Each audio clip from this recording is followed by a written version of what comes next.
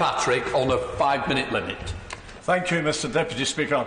I'm grateful to be called to contribute to this debate affecting many of my constituents, and very pleased to follow the Honourable Gentleman for Hemel Hempstead. I congratulate the Honourable Gentleman for Aberdeen South and other colleagues who bid for this debate, and thank the Bank Business Committee for affording the time. I also commend the cross-party APPG leadership and the Honourable Gentleman for Aberdeen South for his excellent opening speech. I want to concentrate on relaying a few constituents' comments to the Treasury bench to show the strength and depth of feeling in this issue, because they speak much more effectively for themselves than I could do on their behalf. Mark and his partner John wrote to express their concerns. For them, the main issue is the retrospective aspect of legislation which stretches back over 10 years that were allowed to operate with no notification to members at the time. They fear the knock-on effect of bankruptcy to contractors, which means he will fail the credit checks and is unlikely to work in the financial sector ever again. Another constituent, Vladimir, says his loan provider shared his daughter number with HMRC every year and disclosed the promoter name and benefit in kind that the loan was providing for him. Daniel similarly says the loan he received were all disclosed on his tax returns. Ronnie wrote, as I moved from permanent to contracting, I used an agency, Aston May, who advised me about the benefits of using a limited company or using an LLP.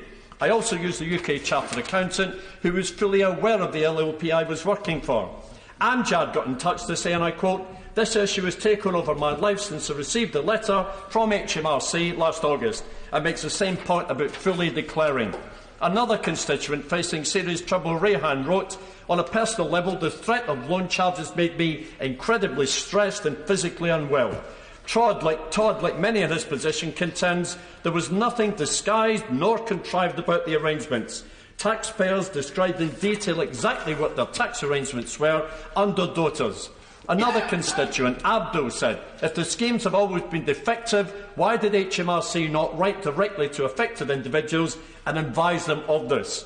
Richard got in touch and echoes the previous point, saying HMRC and the Treasury say these arrangements are defective and have never worked, but not once did HMRC communicate that they believed the schemes were defective and never worked, which means he's now liable for over £200,000. Marie writes, and I quote, "It makes my blood boil when I hear you should have known better. No one told me.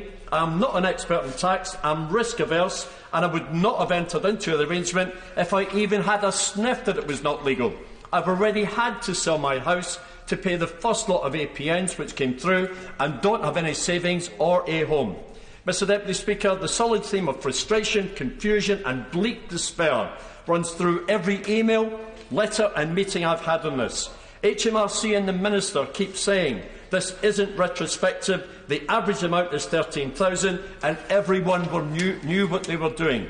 Clearly that is not the case, as has been emphatically contradicted by my constituents. In conclusion, Mr Deputy Speaker, I wish to thank the Loan Charge Action Group and its Secretary and former colleague Greg Mulholland for their work on this.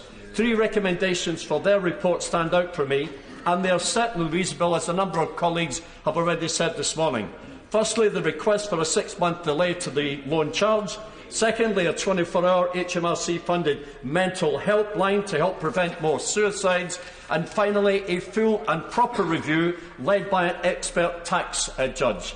I look forward to the Minister's response, and with the unanimity of opinion so far across this chamber this morning, and given the number of compliments that he has been paid by so many colleagues on both sides of the House in this debate, my hopes have been raised, sir.